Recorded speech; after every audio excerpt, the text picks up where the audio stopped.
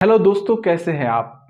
दोस्तों, आज के इस वीडियो में हम third and last Anglo Maratha war के बारे में जानने वाले हैं। ये मेरे battle series of Britishers in India का 7वां और एंग्लो मराठा वॉर का तीसरा और आखिरी वीडियो है। इसके पहले के 2 पार्ट में मैंने 2 एंग्लो मराठा वॉर्स के बारे में ऑलरेडी एक्सप्लेन किया हुआ है। अगर वो वीडियोस आपने नहीं देखे तो डिस्क्रिप्शन पे दिए लिंक पर जाकर चेकआउट कर सकते हैं। तो ज्यादा देर न करते हुए लेट्स मूव ऑन।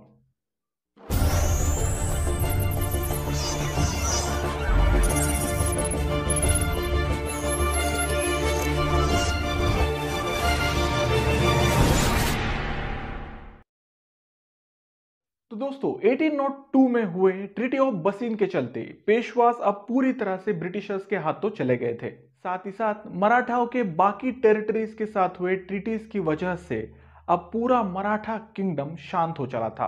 पहले मराठाओं द्वारा कोई भी युद्ध अभियान किया जाता था तब पिंडारियों की सेना उनकी मदद किया करती थी। इन पिंडारियों का काम था मराठों द्वारा जीते हुए क्षेत्र पर लूटपाट मचाना। पिंडारी एक सेपरेट कम्युनिटी हुआ करती थी जिसमें हर धर्म, जात और वर्ग के लोग रहा करते थे। ये बात तो आप जानते हैं कि सेकेंड एंग्लो मराठा वॉर के बाद मराठा टेरिटरीज और खास करके पेशवास अंग्रेजों के हाथ की कठपुतली बन गए थे। ऐसे में वो ज्यादा लड़ाई अभी नहीं लड़ रहे थे। अब ये पिंडारी जो पूरी तरह से मराठाओं पर डिपेंड हुआ करते थे, बिना किसी लड़ाई के बेरोजगार हो चले थे। मगर पेट भरने के लिए कुछ ना कुछ तो करना ही होगा। ऐसे में पिंडारियों ने अपने मर्जी से आसपास के एरियाज जैसे Nizam territory, Karnataka territory, Malabar area और तो और ईस्ट इंडिया कंपनी के क्षेत्रों पर भी लूट मचानी शुरू कर दी। पहले तो ब्रिटिशर्स द्वारा इसे सीरियसली नहीं लिया गया, मगर जब पिंडारियों का आतंक ज्यादा बढ़ने लगा तब 1817 में उस समय के ईस्ट इंडिया कंपनी के गवर्नर जनरल हेस्टिंग द्वारा पिंडारियों को निस्तनाबूद करने के ऑर्डर्स दिए गए। हेस्टिंग द्वारा उठाए गए इस कदम से मराठाओं के संप्रभुता पर गहरी चोट पहुंचती है, जो इनके बीच होने वाले थर्ड एंग्लो मराठा वॉर का वन ऑफ द रीजन है। सेकेंड एंग्लो मराठा वॉर के बाद ब्रिटिश ईस्ट इंडिया कंपनी द्वारा मराठा एम्पायर के अलग अलग टेरिटरीज पर बेस कैंप बनाए गए थे ताकि मराठों द्वारा ब्रिटिशर्स के खिलाफ होने वाली कॉन्स्पिरेसीज यानी षड्यंत्र को रोका जा सके। इसी बीच पेशवास और गायकवाड़ के बीच भी फाइनेंशियल क्राइसिस देखने को मिलता है। ये इशू इतना बड़ा था कि इसे सॉल्व करने के लिए गायकवाड़ द्वारा उनके फाइनेंस मिनिस्टर गंगाधर शास्त्री को पूना भेजा जाता है।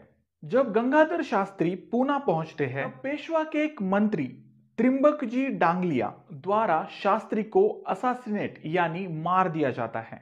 ऐसे में गायकवाड़ और पेशवास के बीच दुश्मनी बढ़ना लाजमी था। दोनों के बीच हो रही इस लड़ाई में ब्रिटिशर्स ने गायकवाड़ का साथ दिया और पेशवा को गंगाधर शास्त्री के हत्यारे त्रिंबक जी को गायकवाड़ को सौंपने के आदेश दिए। इन हरकतों से कंपनी को पेशवा के विद्रोही बनने की शंका हो रही थी, इसलिए कंपनी द्वारा सेपरेटली पेशवा के ही साथ एक और ट्रीटी साइन होती है जिसे ट्रीटी ऑफ पूना के नाम से जाना जाता है। ये ट्रीटी 1817 में साइन की गई थी। इस ट्रीटी के चलते कंपनी ने पेशवास के बहुत से क्षेत्र अपने कंट्रोल में लाए, जिसमें नर्मदा नदी के उत्तरी और तुंगभद्रा नदी के दक्षिणी क्षेत्र शामिल थे। इस ट्रीटी के चलते अब पेशवा गायकवाड़ से किसी भी किस्म का टैक्स नहीं ले सकते थे। पेशवा भारत के किसी और राजा से कभी भी कोई ट्रीटी साइन नहीं कर सकते थे। इस पूना ट्रीटी के बाद पेशवा को अपनी गुलामी का एहसास होने लगा था। ऐसे में पेशवा की गद्दी पर बैठा बाजीराव द सेकंड चुपके से जाता है भोसले, सिंधिया और होलकर के पास कि भाई अब बहुत हो गया, चलो आपसी रंजिश मिटाते हैं और सब मिलकर इन ब्रिटिशर्स को एक साथ बाहर निकालते हैं। अब सभी अंग्रेजों से परेशान हो चले थे। ऐसे में वे सब पेशवा की बात मान अंग्रेजों से एक साथ भिड़ने के लिए तैयार हो जाते हैं। मगर यहाँ एक छोटी सी प्रॉब्लम होती है। यहाँ British East India company Scindia के साथ सेपरेटली 1817 में एक ट्रीटी साइन करती है। इस ट्रीटी को ट्रीटी ऑफ ग्वालियर के नाम से जाना जाता है। इस ट्रीटी के तहत अब सिंधिया को पिंडारियों के अपोज में ब्रिटिशर्स का साथ देना होगा। तो टैक्टिकली अब सिंधिया वंश पेशवा की मदद नहीं कर सकता था। अंग्रेजों की ये चाल वाकई में लाजवाब थी। इसमें उन्होंने बिना कुछ किए अपने एक दुश्मन को कम किया था। अब बचे थे बस तीन, पेशवा, भोसले और होलकर। अंग्रेजों की इस चाल को देख पेशवा बाकी बचे वंश भोसले और होलकर को कंपनी पर अटैक करने के ऑर्डर्स दे डालता है।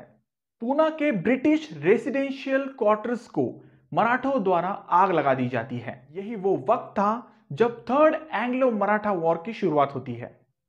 पूना के साथ साथ भोसले द्वारा नागपुर में और पेशवा द्वारा खड़की में ब्रिटिश कैंप्स को जलाया जाता है। अब ऐसी सिचुएशन में बारी थी ब्रिटिश ईस्ट इंडिया कंपनी के वार की। लिहाजा उन्होंने पहले भोसले को सीतबल्दी के क्षेत्र और बाद में पेशवा को खड़की के क्षेत्र में बुरी तरह से हराया। इसी बीच होलकरों ने महिदपुर क्षेत्र पर धावा बोल दिया था, मगर उनके हाथ भी असफलता ही लगी। उनकी इस हार के बाद अंग्रेजों ने होलकर के साथ एक ट्रीटी साइन करवाई। इस ट्रीटी को ट्रीटी ऑफ मंसूर कहा जाता है। ये ट्रीटी 1818 में साइन की गई थी। इस हार के बाद अब बाजीराव द सेकंड पूना नहीं थे, वो भागकर दक्षिण चले गए थे। मगर कंपनी को यह आशंका थी कि दक्षिण से लौटकर बाजीराव उन पर अटैक जरूर करेगा। ऐसे में कंपनी पूना में एक और ब्रिटिश सैन्य टुकड़ी भेजती है। पूना पहुंचने से पहले यह टुकड़ी उसके पास ही के एक क्षेत्र कोरेगांव में रुकी हुई थी। इस सिचुएशन का फायदा उठाकर बाजीराव द सेकंड उन पर सरप्राइजली अटैक करता है, मगर अफसोस यहां पर भी वो हार जाता है। इसके बाद बाजीराव द सेकंड फरवरी 1818 से लेकर जून 1818 तक अपनी जान बचाते हुए यहां से लेकर वहां और वहां से लेकर यहां बस भागता ही रहता है। जब वो भागकर थक जाता है तब फाइनली जून 1818 में वो ब्रिटिशर के सामने सरेंडर कर देता है। पेशवा के कंपनी के खिलाफ इस बगावत के चलते कंपनी पेशवा पद को ही निष्कासित कर देती है। अब पूना में कोई पेशवा नहीं बैठेगा। बाजीराव द सेकंड को पूना से निकालकर कानपुर के पास वाले क्षेत्र बिठूर में पेंशन पर रखा जाता है, ताकि दूसरे राजाओं को भी यह सबक मिल सके कि अंग्रेजों से मुकाबला करना कितना महंगा पड़ सकता है। अब कंपनी द्वारा सारे मराठा साम्राज्य को छत्रपति शिवाजी महाराज के वंशज प्रताप सिंह को सौंप दिया जाता है। इसी के साथ साथ अब सारी मराठा टेरिटरीज पूरी तरह से ब्रिटिश ईस्ट इंडिया कंपनी के अंडर आ चुकी थी। अब सारा administration British East India Company ही देख रही थी। हालांकि ये सारे क्षेत्र ब्रिटिशर्स के सब्सिडरी अलायंस हुआ करते थे, मगर क्या फर्क पड़ता है तो थे सभी ही ब्रिटिशर्स के गुलाम ही। अंग्रेजों द्वारा पेशवा पद को खत्म करते के साथ ही थर्ड एंग्लो मराठा वॉर भी खत्म हो जाती है। तो दोस्तों, इसी के साथ एंग्लो मराठा वॉर का पोर्शन भी खत्म होता है। इस वॉर में लड़ाई से ज्यादा ट्रीटीज को सबसे ज्यादा महत्व है। अगर आप कॉम्पिटिटिव एग्जाम्स की तैयारी कर रहे हैं तो इन ट्रीटीज को ध्यान में रखना आपके लिए बहुत जरूरी है। इन सभी ट्रीटीज में सबसे महत्वपूर्ण ट्रीटीज है treaty of Surat, treaty of Purandar और ट्रीटी ऑफ बसीन। तो दोस्तों, आपकी इस एंग्लो मराठा वॉर के बारे में क्या राय है, कमेंट बॉक्स में जरूर लिखें। वीडियो अच्छा लगे तो प्लीज इसे लाइक कर अपने दोस्तों में शेयर करना ना भूलें।